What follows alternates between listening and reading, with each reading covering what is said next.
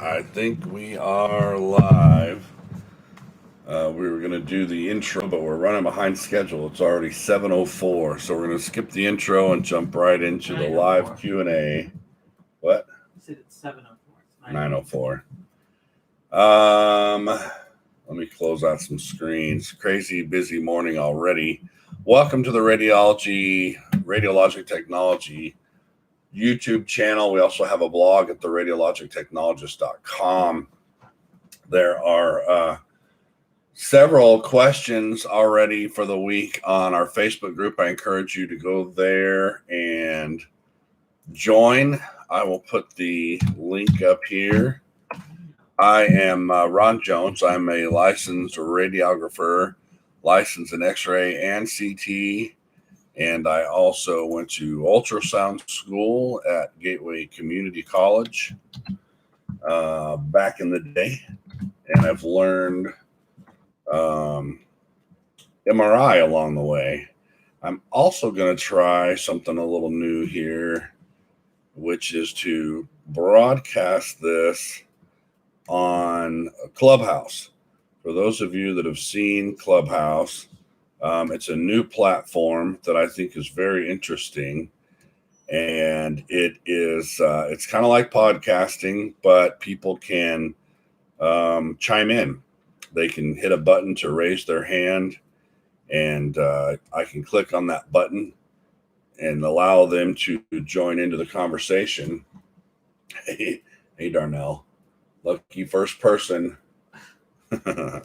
Trying to find I did the setup right there, RadTech Lounge.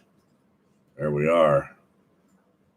Okay, so the RadTech Lounge is now open on Clubhouse. Clubhouse is interesting. I've been chiming into a couple of talks on there. It's really cool. It's kind of like a TED Talk live, but you can participate. The only cronky thing about Clubhouse is you have to have an invite to get in. So if you need an invite and you're only, click. So you're better off just to Google it, Darnell. But Clubhouse, like I said, is almost like, it's like what we're doing right here, only all of you would have the ability to speak on like the radio, on a podcast. You establish a room, they call them rooms, and you have a topic, and you can either be an admin or an observer. And admin can speak freely. They mute their microphones, and generally the layout that I've seen, if I were to do one on there, this is kind of how I've seen them go, is I start the show off and I say, we've got 10 admins on today from the field of CT. And I would go through one at a time, and I'd say, Bob, you're up first. Give us a 1-minute intro of who you are and where you work, what you do, whatever you want to say. You got 1 minute. And I would go through those 10 admin or those specialists from whatever the topic is for the day. And they would have 1 minute to kind of say who they are and whatever they want to do. And at the end of that round robin of everybody introducing themselves, then we start into the topic conversation. And any of those admin can unmute themselves and chime in on a topic. And then the rest of the room, if there's 20 other people in the room that are not admin, there's a button you can hit that raises a hand, a virtual hand. And one of us admin or maybe the lead admin can click on that person and say, Tom, did you have something you wanted to say? And then they can speak and join into the conversation. So I see this as a great way for all of us to be able to communicate, because I can do this for you guys, and you can put comments in the comment section and I can answer them, but I don't get to hear you, and you don't get to say things, and you don't get to add as much as you could into the conversation as you could if you could speak. So Clubhouse is a way to do that. Let me find here's a link, and it'll just show you where it's at. Oh no, that's the Facebook. We don't want that. Let's click this and see if it'll clear out that. This is the link to the show, and that link is posted in the Facebook group. And you guys have probably all seen it. Facebook is coming under more and more fire. It has for years, just like Google, for the things that they record and the things you don't have access to, even if you put all the time into creating it. And so people are looking for alternative sources. And of course, Parler came out and tried to have its own free speech platform. And we saw them get shut down across the board by the big tech folks. And I think they're slowly coming back online. But Clubhouse is one way that you can be more interactive than a YouTube live stream like this. I have Tasha on. Hi, Tasha. Thanks for joining the RadTech Lounge on Clubhouse. And so if you're interested, head on over to Clubhouse. You only get so many invites, I don't know, per week or something. I haven't quite figured that out. But there are, like when I joined a couple of days ago, I only got 2 invites. And so I reached out and invited a couple people into the Clubhouse. And I don't know, at some point I'll get another handful. I think the more active you're on Clubhouse, the more invites you get.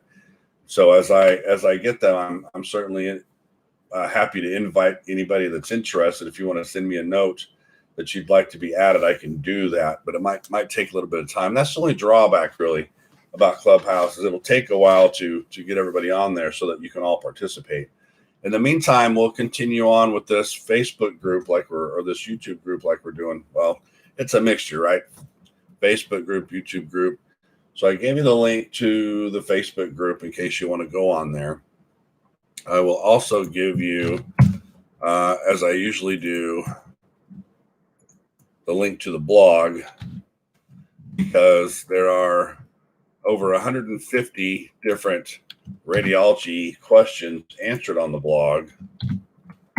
And it's a great resource. I've been working on it for about 2 years, really just answering the common questions that I see all the time in the Facebook groups, or that I get in emails or things like that. So let's start off. Let's start off with the Facebook group and go through what's been going on for the week and see if we can't clear some of that up.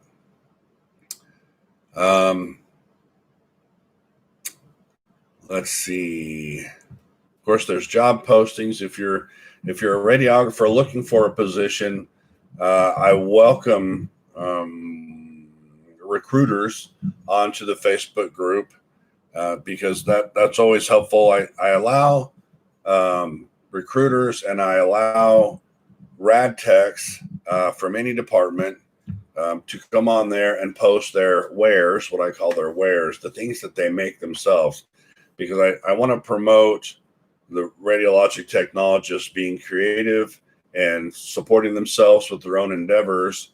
And so if you make markers or t-shirts or coffee mugs or whatever it is you do as a radiologic technologist, as long as it's radiology related, I allow you to come on there and post a link to the stuff that you make.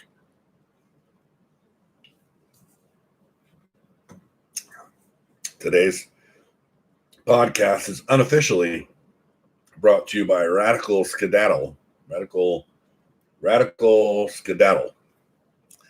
Bang are my newest favorite drink because they're sugar-free, and they have a birthday cake flavor that I love, but they were out of them at my local store. So I'm trying to Radical Skedaddle. 300 milligrams of caffeine, nothing gets your day started better. So I'm looking through the Facebook group. And what's interesting when you're able to collaborate with fellow peers in your craft is you can participate in a lot of different discussions. Stephanie started a discussion about abdominal pregnancies. She actually posted the question, has anybody heard of an abdominal pregnancy? Now, that really lends itself to sonography. And we talk about sonography We talk about MRI. We talk about every modality, even though this is kind of a dedicated group for rad tech students and people interested in being a rad tech as a career. We talk about every modality. There are other Facebook groups that are dedicated to specific modalities. So if you were an MRI tech, or if you were really interested in becoming an MRI tech, there is an MRI group on Facebook that I recommend, but it's mostly for techs. I don't know that they're super excited to let in outsiders who are just seeking information. So that's kind of what I created this group for. But abdominal pregnancies, are a form of ectopic pregnancy. There's all kinds of things. The human body is very complex, and there are all kinds of things that can go wrong. And the ways they can go wrong are almost limitless. But an abdominal pregnancy is a form of ectopic pregnancy, and you can research that if you want. But that was one of the topics of discussion.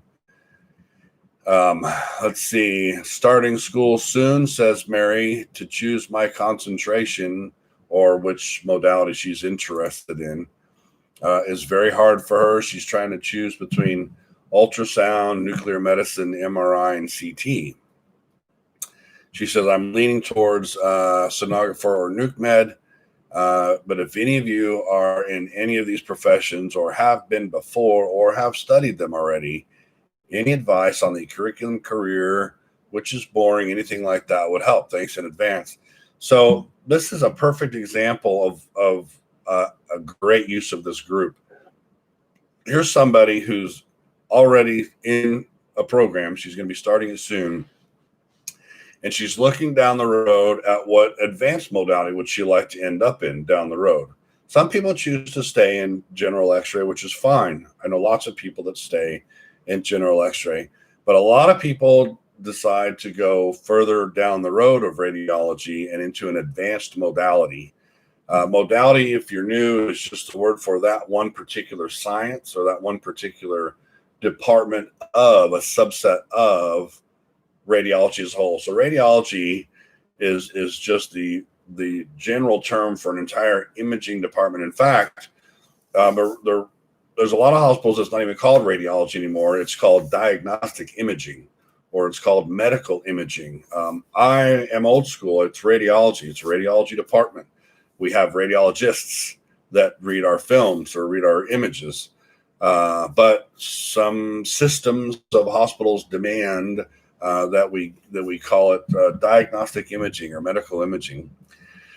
But this post from Mary has 34 comments. So that's 34 times that somebody went on there and said, hey, I'm an MRI tech and I can tell you all about it. Or I went to nuke med school. I can tell you all about it. Or gave their 2 cents on what Mary's asking about. And prior to the creation of my blog and Facebook group, if you were interested, had these types of questions, it was very difficult to get the answers. If you went to the school and tried to ask, first of all, most people didn't know what to even ask. Second of all, if you went to the school to ask, those counselors are not radiographers. They're not anybody skilled or licensed in radiology. They're school counselors. So they didn't know a lot of the answers. So it's very difficult to get these kinds of questions answered. And now we're able to help people find good, solid answers, which will guide people to a better choice and outcome in the end. Lazar Lazarovsky is a friend of mine on here, and he's a multimodality tech, and he likes to pop on every now and then and get people engaged. And he did a wonderful job this week. He said, what year did you become an RT? And there's 51 comments. The post reached out to over 1,400 people, and 51 people wrote down what year they got their license. Like Tammy here said, she got her radiographer's license in 1987, nuclear medicine in 2016, and then she went one step further and got her CT license in 2019. So there's just involvement. And what that does for you is, if you're interested in nuclear medicine, now you have a direct contact to somebody that's licensed in nuclear medicine. So you can befriend Tammy or messenger her and say, hey, Tammy, I'm getting ready to start x-ray school and I'm interested in nuke med. Can we chat? Can we talk? Can we collaborate? Can you tell me what you do, what you like, what you don't like, what it costs you? What do you think is the future of nuclear medicine? And you now have solid resources of people in those fields that you can talk to. Here's a great example of Alicia, who is making tumblers, drinking tumblers, and she's got radiology designs on them. She's got a cool little logo with her face and a couple of x-ray markers next to it, and just showing what she does on Etsy. I think that's really cool. I think it's awesome when somebody can figure out a skill that allows them to make a little bit of extra money on the side and kind of take a break, if you will, from the world of radiology. That's a constant topic that I like to bring up, is having something outside of your job that you enjoy doing. Sometimes when you're doing it for money, it makes it less enjoyable, but you really need a hobby, and you need a backup, if you will, to your radiology career, because you never know in any field. You never know when something's going to go sideways and you need to switch careers. I've shared the story of my friend Scott Berry on here before, who was a police officer, and he got into the world of radiology. And I said, why? You tired of getting shot at? What's the deal? And he said, well, and he shared this theory with me that you should always have two skill sets to rely upon just in case. And at one point he got tired of being a cop and was able to become a full-time CT tech, making more money than he was as a cop. Sadly, cops are woefully underpaid, but it's a great idea to have a backup. And then I like to come through. I come through daily and I remove junk because they get through.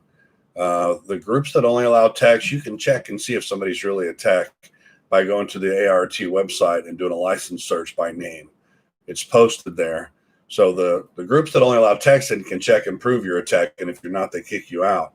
Since I let people that are interested in the field come in, I don't do that. I can't do that because these people aren't licensed. So I get people every now and then who post junk, and if the members report it, that helps. Then I get alerted and I go trash it right away. But it gets through, not a big deal. I just delete it out. Robin here posted, math is not my strength, and I know I'll eventually have to do college algebra for a prereq, but how much math is used in radiology or the radiology program? And so 25 people commented and left their 2 cents. I have actually done a video about that exact topic, and I can grab it right here. Probably going to be ridiculously long, but there is a link, because yes, you're going to have to know some math, but it's not a tremendous amount. You won't have to know it after you graduate. You're not going to be doing crazy computations with your patients. It's your typical school thing. They make you learn these things. The school part of radiography is to help you pass your board exams to get your licensure. Your clinicals that you go do in the hospital, where you actually learn how to do x-rays, x-ray protocols, helps you in your job when you go get the job. So that's the purpose of the two. Classroom is to pass your board exams, and clinicals are to get a job in the real world and know what you're doing. Rarely do they really intersect. They do a little bit, because you can learn your protocols in class, but the actual hands-on is in clinicals. So yeah, you have to understand the math, but only long enough to pass your boards, right? Crystal asked another very common question that we see, and that's, who has the highest salary? X-ray, MR, CT, or nuclear medicine? And she's particularly in the New York City area and has tried to Google it and is having a hard time finding it.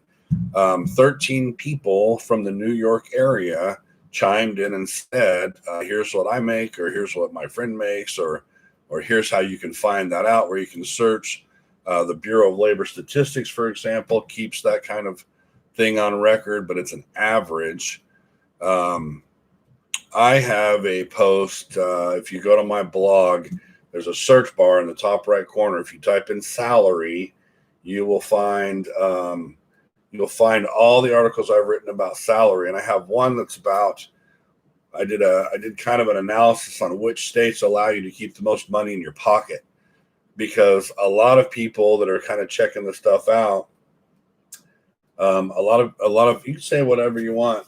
She's so rad. It's okay. You're right. Google doesn't list a lot of this stuff, which is another point of the Facebook group. So people, because you can talk about this. See, for a long time, hospitals would make you feel like you're going to get in big trouble if you talk about how much you make. Don't you tell any of your coworkers how much you make, because you may make more than them, and that might piss them off, and that's not fair. No, what they were doing was controlling the employees, making them think they couldn't talk about it because they didn't want to have to deal with the fact that everybody's paid all sloppy and there's no consistency. Yeah, you're right. Google's not good for salary lookup. Asking people in the field is the perfect way to do it. But what I just told somebody the other day too is there's really no reason why you can't call an HR department at a hospital. If you want to work at Mass General, you can call the human resource department at Mass General and say, hey, I'm thinking about applying there for an x-ray tech job. And I know you can't tell me the exact pay because that depends on my years of experience and all these things, all these factors. But can you tell me the range for an x-ray tech fresh out of school? And they should be able to say, yeah, our range is from $19 an hour to $25 an hour, whatever it is. If they don't want to do that, I question that, because there's no law, there's no reason. I mean, it's purely illogical. You want to know how much this job's going to make, because if they pay way too low, you're not going to apply. So people want to know, tell me the range that you guys pay, and they should be willing to do that. But the thing that I try to get people to understand, that I constantly ask this question, is just because some place pays really high doesn't mean that's all going in your pocket. Because what people see is, oh, California pays an x-ray tech $40 an hour or $42 an hour or something. And you think, wow, well, in Alabama, it's like $18 an hour. I'm going to go to California. Brother, do you know how expensive it is to live in California? Out of that $40 an hour, you may get to keep $5 of it, because you're paying $3,000 a month rent for a 2-bed, 1-bath house. So I did this article. The title's like, which state allows you to keep the most in your pocket? And while I'm talking, I'll just go ahead and find it and link to it. But I think the word state, the keyword state, should pull it up. There's all the state licensures. That didn't work. Let's do salary. Yeah.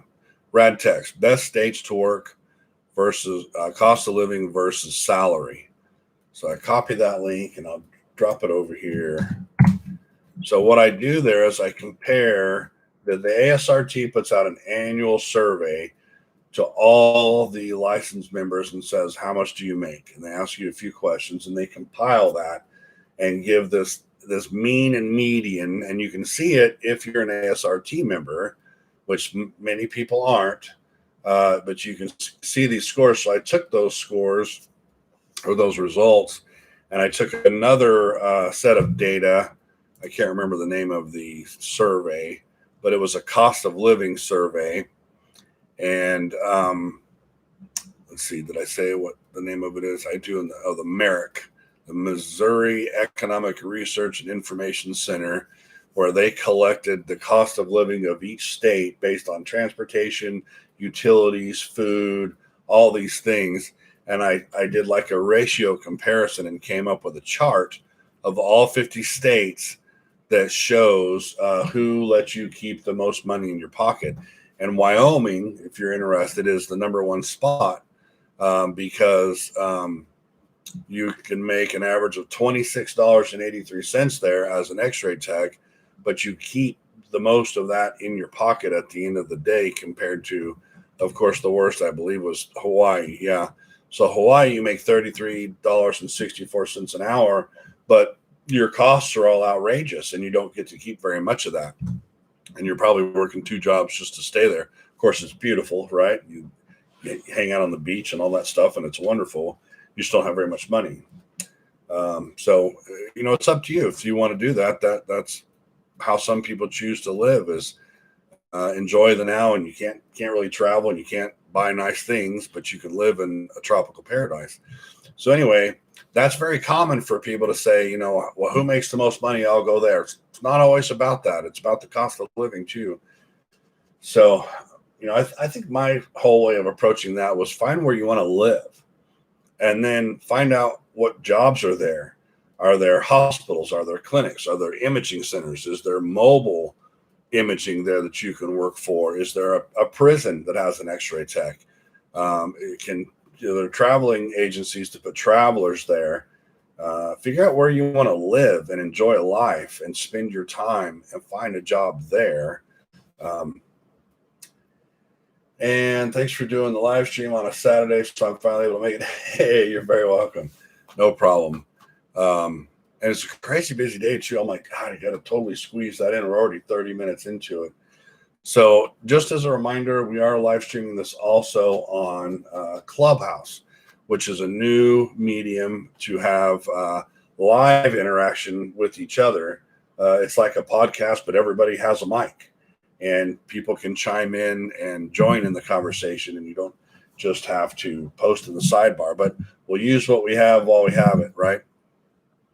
So to round out the Facebook group for the week, Yvette here has said she's in her last semester of x-ray. As a student, she has shadowed an MRI and constantly poke around nuclear medicine. I really like MRI, and there are many pathways to that field. I wanted to know if there are any programs for x-ray techs who would like to go into nuke med, like there are for CT, mammo, MRI, etc. This is becoming more and more common of a question. Nuclear medicine used to kind of hide in the shadows, and it's becoming more and more prevalent, more popular, more seen by the students for some reason. And it's a great career. There's pros and cons, just like everything else. Really, the only con that I've seen through my 20 years is that you just don't need a lot of nuclear medicine techs in a hospital. When you look at the whole world of radiology, say inside of a hospital, the modality that needs the most technologists is general x-ray. And the world of general x-ray is just fascinating. And it's ironic because you can consider it the lowest rung on the modality scale because it's where you start. But it is so diverse that they really run circles around everybody else, because a general x-ray tech, you have your main department in the hospital where you take your walk-ins. They come in from the outside world, they walk in, they check, and they say, I'm here for a chest x-ray because my doctor said I needed one. Registration checks them in, somebody brings them back, you do a chest x-ray. That's pretty much what we call walkie-talkies. But there's also a whole hospital full of patients, and so you either have to have a patient sent down for their exam and do them, or you take a portable x-ray machine to the floor and you shoot the image portably. So there's your walkie-talkies, then there's your mobile radiography exams, or your portable exams, and that portable can be driven to the emergency room and is quite often to do quick imaging exams in the ER. Now that it's digital, you see it right there on the machine and you're done. And then there's an OR operating somewhere up there on the third or fourth or second floor, or whatever. And there's an x-ray tech in the OR if fluoroscopy is needed. And fluoroscopy is another little caveat of what a general x-ray tech does. So if they've got 3 lap choles going off in the OR, then you've got an x-ray tech up there, doing those, because they operate the C-arm that you need for that operation. A C-arm is named that way because it looks like a big C and it's got wheels on the bottom, and you have a patient laying on a table, and you bring the C-arm in, and the bottom part goes under the bed and the top part goes over the bed, and the image is pushed from the top to the bottom where it's collected, and you're taking an image of that person somewhere on their body, wherever the surgery is happening. And so you move the C-arm up and down the patient, and you can move it different directions. This direction is called a wiggle waggle, and there's all kinds of things you can do with the C-arm, and that's just one thing out of a dozen that a general x-ray tech has to do in their job if they work in the hospital. If you work in a doctor's office or a clinic or something like that, you may not ever go to an OR, but in a hospital you will. So you've got the ER, which is pumping out traumas, and you've got to be quick and precise and able to handle bloody, gory traumas. You can go there with your portable, or you can bring them over, or a lot of them have extra rooms inside the ER, and one tech just gets assigned to the ER for the day. Then you got your walkie-talkies, then you're going to your floor, and then you've got the ICU where the critically ill people are, or you go to do a portable chest x-ray, but you've got all these tubes and lines coming off of people, and you've got to get the nurse to help sometimes and be very careful in putting a plate behind them and doing a chest x-ray. And there's just all these different aspects to the general x-ray department that makes it very complex, keeps it, and that's why a lot of people stay in general x-ray for their career, because there's so many different aspects you can do, and not everybody likes it. And when I was an x-ray tech at one particular hospital in Mesa, Arizona, nobody wanted to be in the ER, and I loved that stuff in the ER. So I would always volunteer. Back then we had pagers. When a trauma was coming in, they would hit the trauma pager. It would go off and tell you trauma in 5 minutes, or whatever, and you'd go over there and get all set up and get ready to go. But Yvette here asking about, which modality have you guys done and what do you like? That's a perfect example of people starting to think ahead into future modalities and ask other people in the field, and where else would you get this opportunity, right? You can't just walk into a hospital and walk into the radiology department and start asking people. It's not allowed, especially now with COVID. So it's a great place. If you haven't joined yet, go join the Facebook group, ask your questions. That particular post reached 789 texts, and 7 comments were made, and this was just posted 2 days ago. So a couple comments. Vashi, I'm a nuke med student right now, and I was really interested in the answer. Yeah, so you already know you're a student, but nuclear medicine, one of the best things about that is, besides the fact that it's just a really cool modality because you're working with radioactive isotopes, is that it's completely different than everything else, right? You got x-ray that just looks at the 256 shades of gray. Is it broken? Is it not broken? Is there free air? Is there free fluid? It's pretty straightforward. Nuclear medicine traces, right, radioactive isotopes as they move through the human body. So the different modalities have different reasons for existence, if you will. If you come into the emergency room and you say, I have a pain right here or right under my rib cage, and if it's in the general area on the right side of the gallbladder, right, you can't really x-ray a gallbladder. You can x-ray the abdomen, and you can look for free air for maybe a perforation or something like that, but it's not really going to help you. They'll start you with that because insurance companies say you're not allowed to jump straight to an advanced modality that costs $5,000. You have to start with a cheap $200 x-ray first, right? Because insurance controls a lot of what we do, unfortunately. But you do the x-ray, get that out of the way, and the doctor still needs more information to figure out what's wrong with them. So then they go to maybe to ultrasound. And ultrasound can look at that gallbladder, and what ultrasound can do with sound waves only, no radiation, so it's not harmful to the patient in any way. What ultrasound can do is look at the shape of the gallbladder, can measure the walls of the gallbladder, can see if there's contents inside the gallbladder, like a gallstone, and it can tell if there's free fluid around the gallbladder, which would be indicative of a diseased gallbladder. But what it cannot do, and what hasn't been done yet, is it can't tell you how well the gallbladder functions. So that's where nuclear medicine comes in. Nuclear medicine has found out that cholecystokinin, or CCK, is a chemical that they can put into the human body, and as it's ingested or injected, it goes through and targets the gallbladder. It goes straight to the gallbladder. And if you know how your gallbladder works, the CCK, the way it was explained to me a long time ago, is it's like you gave your patient 5 Krispy Kreme donuts, because the fattier the food you eat, the harder that gallbladder constricts, because the gallbladder is full of bile. Bile breaks down the stuff inside of your stomach. It squirts that bile into your stomach to start breaking down that fat. And the fattier it is, the more bile it needs.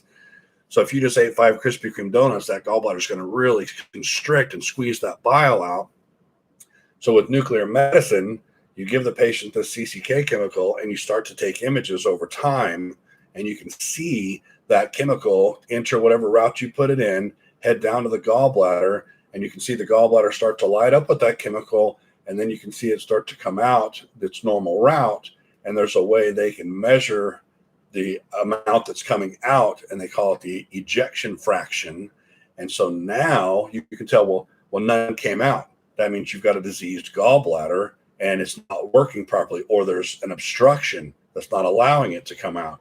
So nuclear medicine allows you to check the functionality of a system or an organ, where X-ray just shows you basically, is a bone broken, is there free air, different simple things like that. CT, of course, gets more involved and gives you a ton more data very quickly and can be reconstructed into 3D models very quickly, but doesn't give you the detail that MRI does. MRI gives you much better detail, but takes a lot longer to get the information. So if you've got a trauma patient in big trouble in the ER and you need to know what's going on, you can throw them on a CT scanner, within 5 or 10 minutes, have the whole body scanned and see what's going on, and even make 3D models of everything.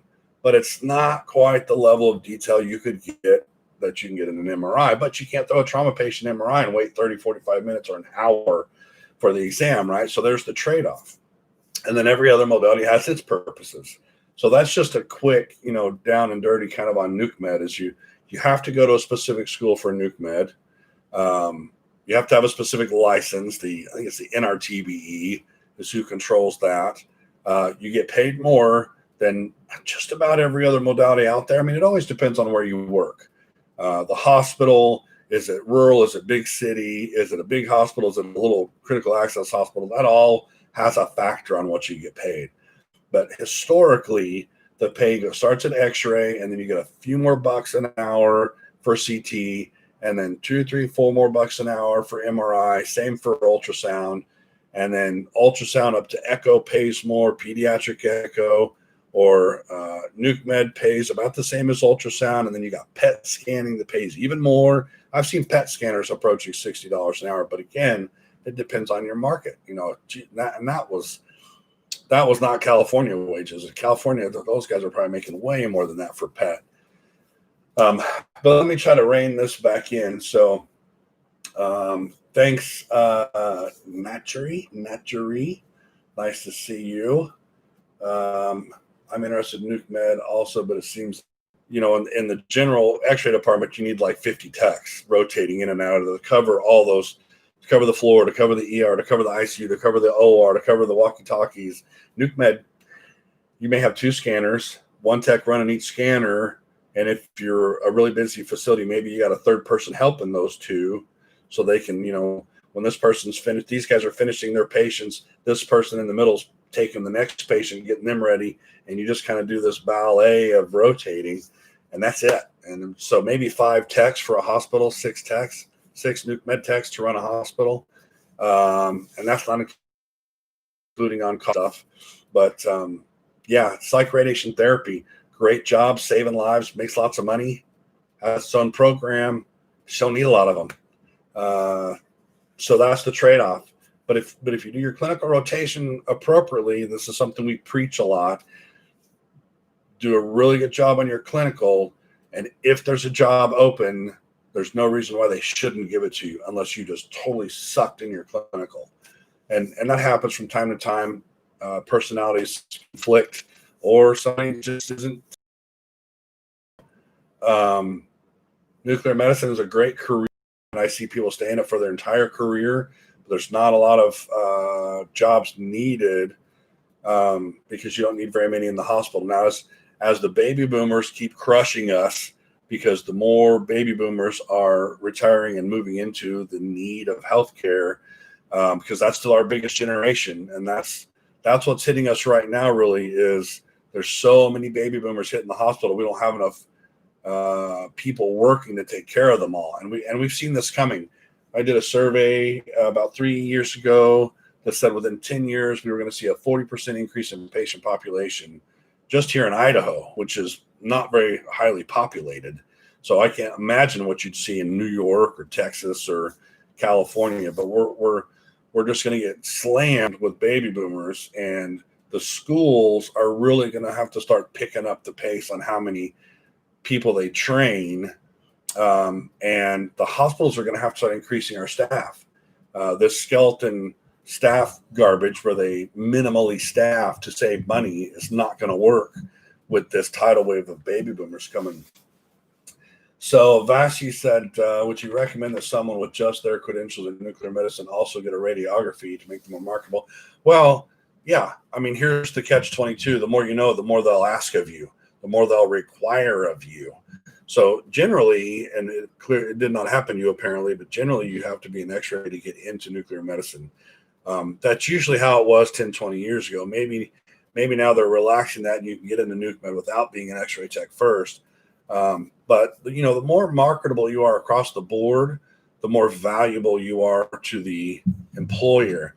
But make no mistake, in most employers, and there's a few exceptions out there, most employers, you're just another number. I've seen people work for hospitals for 20 plus years and they get laid off. I've seen people doing extra hard work, giving their entire lives to their jobs and get let go for stupid reasons. All it takes is a change in management. All it takes is another hospital taking over. So always make sure this falls back on that why you need another skill set outside of what you do. So no matter how much we love radiology and no matter how good we are, somebody can come along and decide that they think somebody else can do a better job and replace you. So it doesn't happen as much at the front lines, the people that are doing the x-ray and doing the nuclear medicine and doing the MRIs. It happens more in management. I've seen it a lot. If you look at LinkedIn, if you go to LinkedIn and look at a hospital CEO or CFO, COO, CNO, any of the OOs, they call it the C-suite. That's where the top echelon, chief executive officer, chief financial officer, chief nursing officer, 2-3 years max is what you'll see on their LinkedIn profile. They're at this hospital for 2 years, this hospital for 1.5 years, this hospital for 3 years. They just keep bouncing around because nobody's safe in these hospitals anymore. There's no loyalty left. And if you don't get loyalty at the top level, you're not going to see it filter down. So you just got to be careful and keep your nose clean, do your job, and you should be fine. But my point is, you just never know. So yeah, I did X-ray, CT, ultrasound, and MRI, and that got me. The nice part about multimodality is you always get paid at your highest modality you're supposed to be. So if my highest pay is an ultrasound tech, and I spend half my day shooting X-rays, I still get paid as an ultrasound tech shooting X-rays. If your hospital skirts that, and I saw one do that one time, they said wherever you spend a majority of your time, you have to clock to that department and get that pay. So they would take if an ultrasound tech worked in X-ray all day, they'd pay him X-ray wages. I would not do that. I would say, hey, find an X-ray tech then, because I'm licensed in ultrasound and I'm going to get ultrasound pay no matter what you do with me. So yes, it's good to know more, but you'll often see, and I just saw it in the Facebook group a couple of weeks ago, somebody that I see on there a lot, where they work in this outpatient clinic, there's only 5 of them. And 4 of them are like quad modality techs, right? X-ray, CT, MR, and ultrasound. And their boss is now looking for a replacement for somebody that left, the 5th person. And they're getting people that apply that know X-ray and CT or MR and X-ray or ultrasound X-ray. And the boss won't hire any of them because he wants somebody that knows all of it. Well, that's bad, because these 4 who have done all of it for so long have now spoiled that employer, and he won't take anybody else except a quad modality tech. And let's face it, there's not a lot of quad modality techs out there.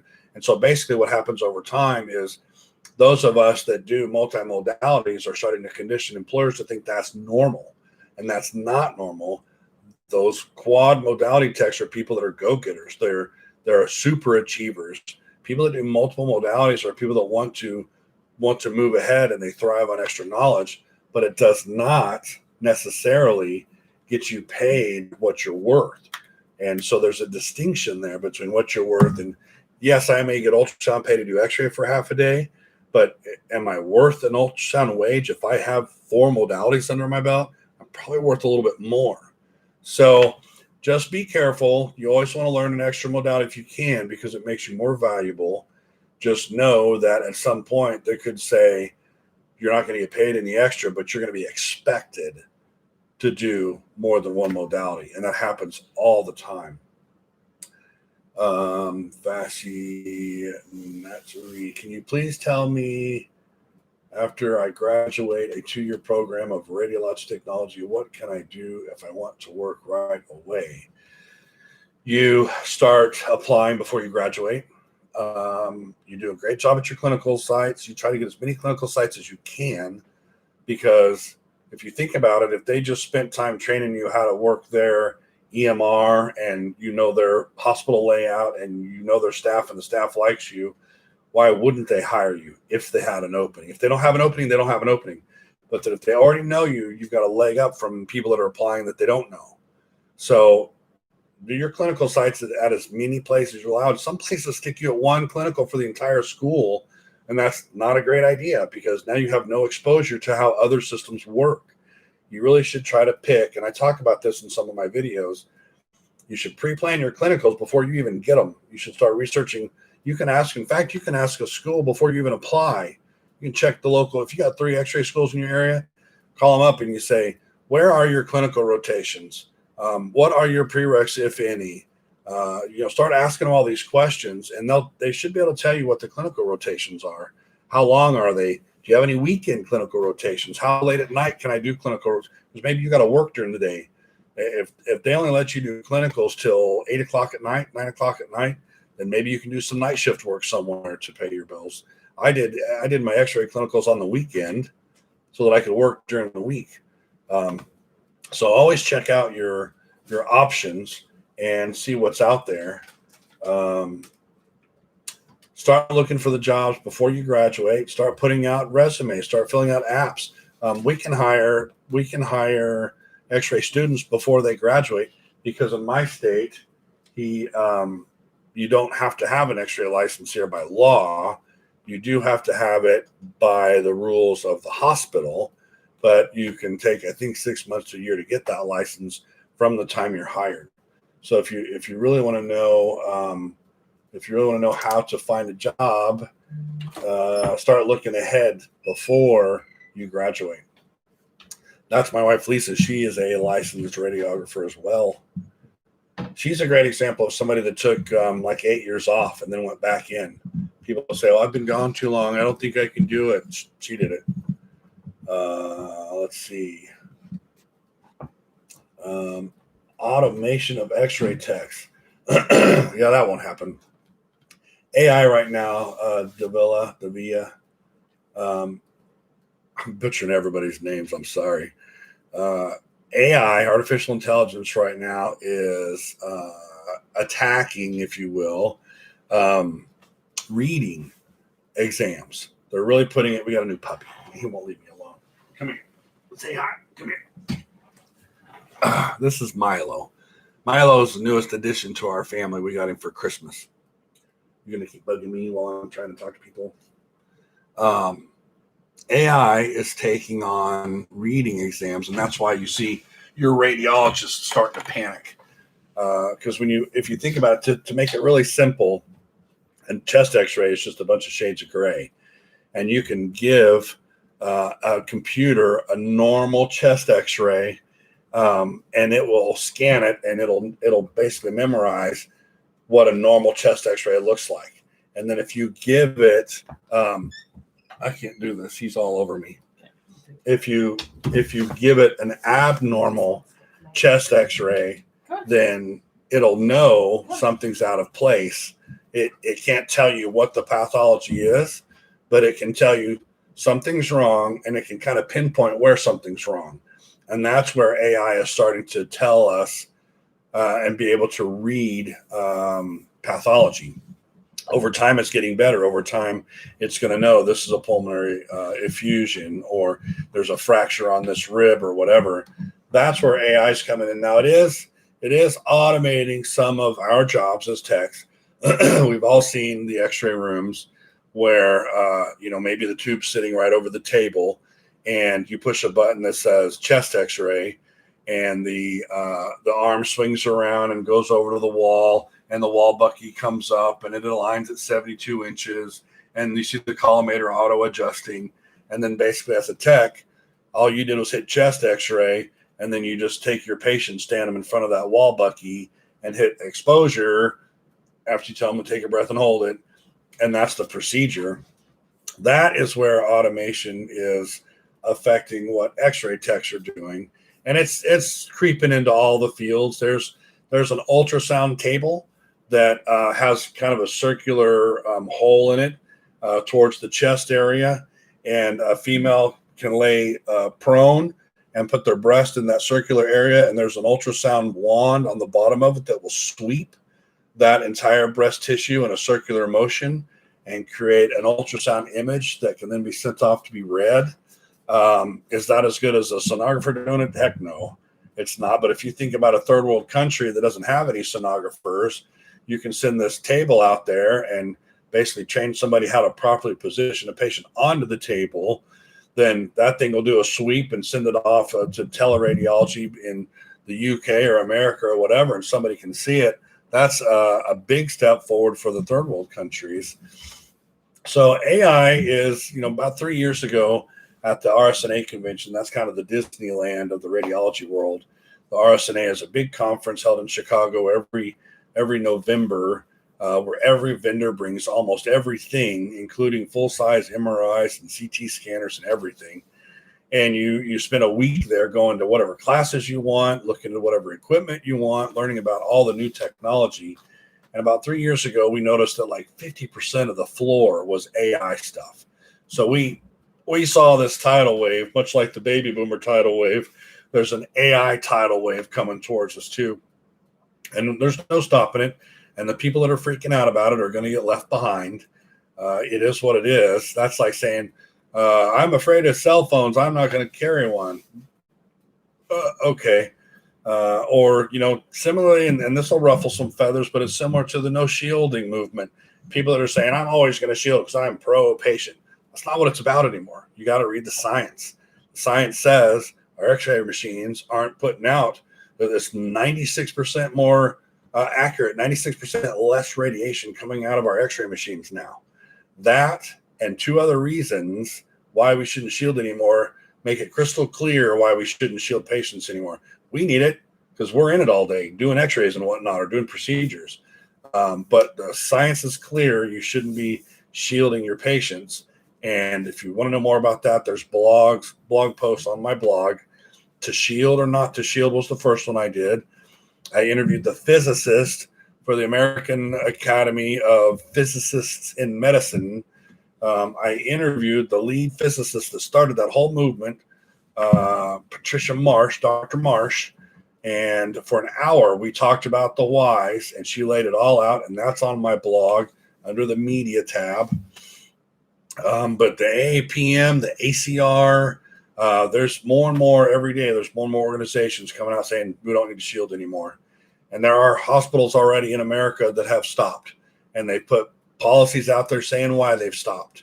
Because the biggest problem we had to get over was the burden was being put on the x-ray techs, because all of a sudden patients were coming in and we were the ones saying, yeah, they're like, where's my shield? Well, you don't need any more. Well, why? Well, because apparently you were getting more radiation when we were shielding you. And they're like, what? How long has that been happening? So there was no coverage for the x-ray techs in this. So now there's hospital policies with the whys, and we've got pamphlets that explain the whys. So the movement's underway. Technology's there. We can't stop it. We need to learn how to roll with it. That's really what our whole job is as a technologist. Is we're technology based, and we need to be able to adapt and move. Where are we at? Automation, Do techs get a say in diagnosis, or is that's just the radiologist? That is outside our scope of practice. We do not ever say what we think we see or what we know we see to the patient. You will lose your license and get fired if you get caught. And that's in America. In other countries, maybe things are different. And whatever I say is my opinion, and it's American based because that's all I know.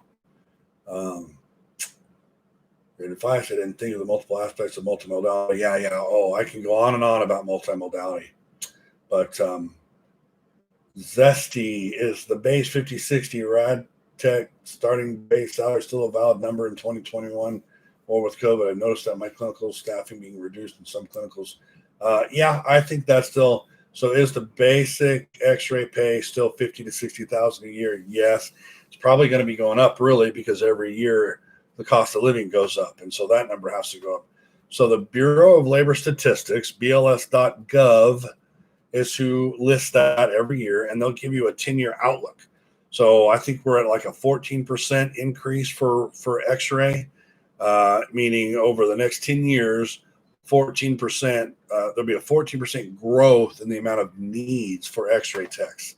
So when people say, well, I think we're going to be replaced by robots or they're going to be hiring less X-ray techs. Nope. 14%. And if the government says 14%, it's going to be more than that. Let's see.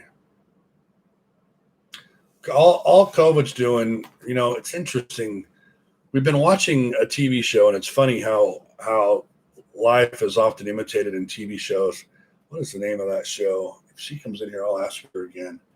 But there's The Resident. The Resident. If you get a chance for giggles, watch The Resident. And being in healthcare for so long, I'm like, please don't show me another healthcare show. Grey's Anatomy and ER and all that stuff burnt me out way back in the day. But I started watching The Resident, and of course, it's your typical medical show where there's a hotshot resident who knows everything, and he knows more than the chief of medicine and all that stuff.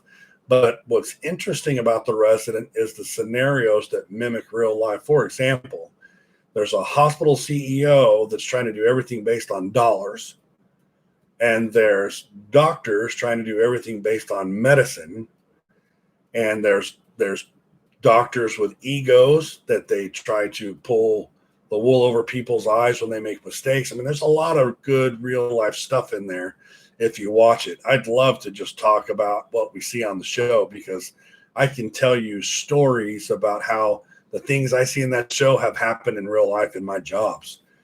Like patients dying in the cath lab, and the cardiologist says, get them back to the ER. I don't want that death reported in my cath lab. I'm like, what? What do you mean? We're playing around with where patients die because you don't want your numbers to look bad? That literally happened. I was shocked. That was a long time ago, but you won't believe what happens in this field till you're in it. So anyway, go check out The Resident. That's a really cool show. We're approaching 58 minutes. I said I'd do this for about an hour, so get your questions in if you have them. So we're down to Zesty. Will this trickle down to lower salaries? No. Like in The Resident, they have this person in the hospital that looks at costs. And this person in the show sticks their head in a patient's room and tells the doctors, you're not allowed to do an MRI on that patient because they don't have any insurance and it'll cost us money. And of course, the doctors are like, screw you, we'll figure out a way to do it. And they do. They sneak her somewhere and hide her and get her the MRI. And then they end up getting the surgery that they need that they can't pay for. And that surgery is going to cost the hospital $2 million or whatever. And the CEO comes down and tells that head doctor that let all this happen, congratulations, you gave the patient their life-saving surgery. Now enjoy being short-staffed for the next 12 months in the emergency room because they're going to make their money back by short-staffing the ER. And that absolutely happens.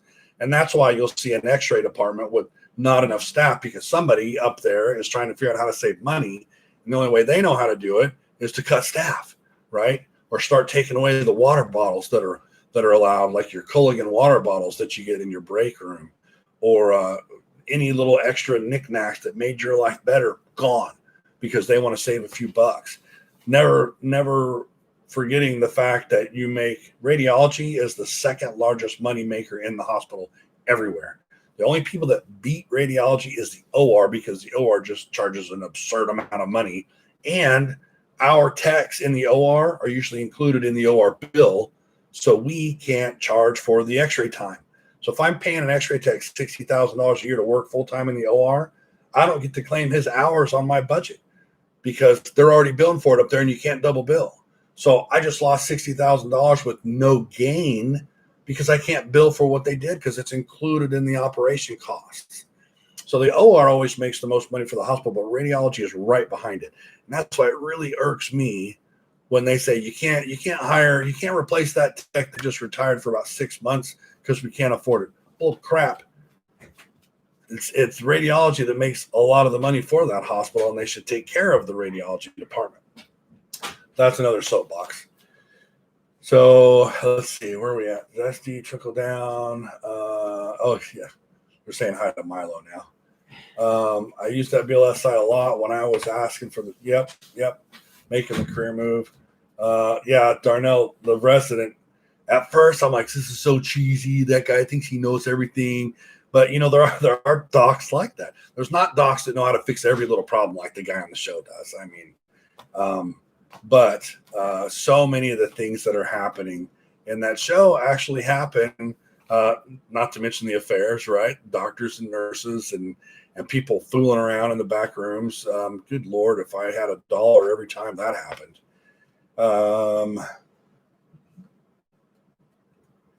Yep. So we'll probably start wrapping it up. We're at an hour and one.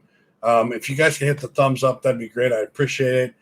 I hope I answered what was out there. In the next live session, I'm going to try to do this every Saturday for you guys. I enjoy it. I'm also doing it, as I said early on in the show. I don't know if you can see that. Come on. That is me all by myself in a classroom on Clubhouse. You see how the microphone's flashing, the little thing around my face. Clubhouse, like I said before, is it's like this, like what we're doing, but you guys could all hit a button that would show you had your hand raised, and I could click on you, and you could talk to me. And then we could have 20 of us could all be talking, one at a time. And maybe I don't know a lot about oncology, and one of you does. And then you can say, hey, here's what I know about oncology. And we could all share, and it'd be a wonderful, wonderful exchange. So I will continue to do these Saturday live Q&As on YouTube like this, and I'll post it in the Facebook group what time, because it's probably going to change, week to week what time we do it. I like to try and get it done in the morning like this, and then I can get the rest of my stuff done. But sometimes I'm sure there'll be something that'll come up that means I'll have to do it at 2 or 3 in the afternoon. But I got to take off. If you'd like to get in the Clubhouse with us, it's by invite only. So you'll have to send me a message somehow through the Facebook group or YouTube, or if you go to my blog, there's a contact me page. If I scroll up and I go right here, this link in the comment section on the sidebar, there's a link to the contact page. You can send me an email that way. It's going to take a while to get everybody in the class. It took me almost a full day to find somebody I knew, because you can't just invite as many people as you want. When I joined, I only got 2 invites. So I spent those, and from what I can tell, the more active on Clubhouse you are, the more invites you get. So as I get them, I'm happy to invite you guys, and we can start doing real-time conversation. I think that'd be really cool.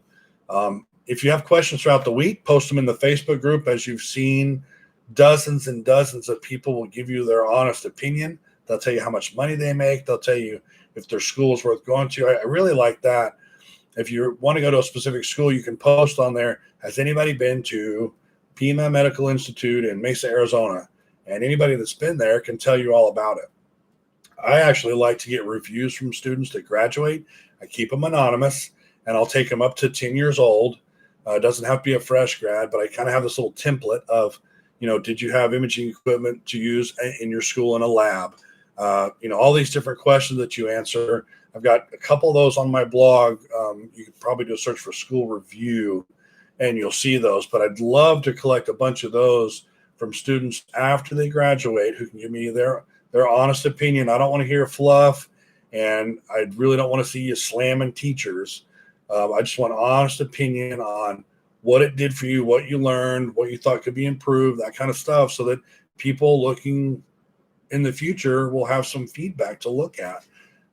So anyway, enough about the blog and the YouTube channel and now Clubhouse. Thanks for joining me. If you can hit the thumbs up, that's great. I see people talking about the bell. I don't know if you want to hit the bell, whatever. And see you guys on the Facebook group or next Saturday. Take care. Happy Saturday.